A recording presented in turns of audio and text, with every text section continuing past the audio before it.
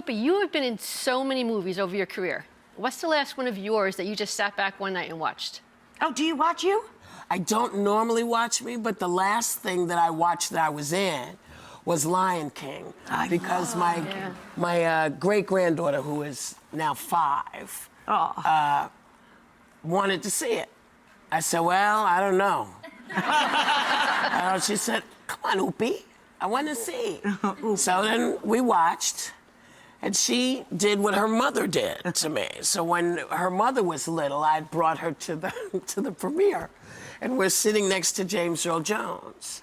And I say, oh, Amarah, this is James Earl Jones. This is Simba's dad.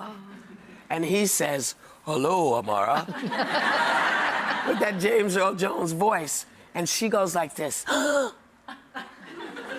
said, what is wrong? What's the matter? I said, what's wrong? She said, Darth Vader.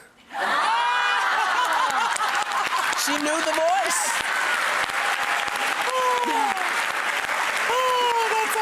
Yeah.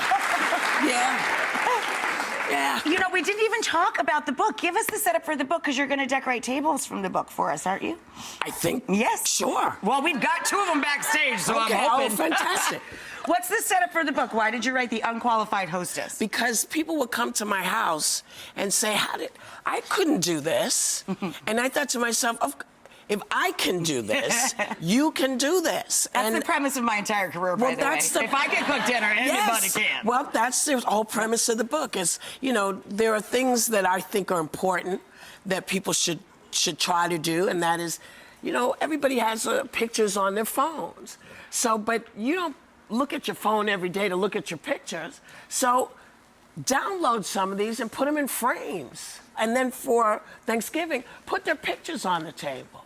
Celebrate with the people who aren't. That's the page I just opened up to here in the Thanksgiving section. Yeah, you know. And put toys on the table. Lots of toys. Yes. I love toys. Put them on the table. Grown-ups play with them more than the children, actually. Well, but it also starts a conversation, because I'm very antisocial. I'm not very social. And I started doing dinner parties so I would get better. And I thought, I'll put things on the table that will snap me out of my going like this. And so I put my troll dolls on the table, and I put flowers on the table, and I put the trolls on there, and and people were like, oh my God, I haven't seen this since I was, you know, little kid, 13 or 12. And it began a conversation, and what I discovered is that everybody has memories. Yes, nostalgia. Put it on the table. It helps the conversation. And it gets the party going. Yeah. Dub G, that's so cute, Dub G. Yes. The sweater line is available in December, and there's a pop-up store if you're on the East Coast in the American Dream, which is like every child's fantasy.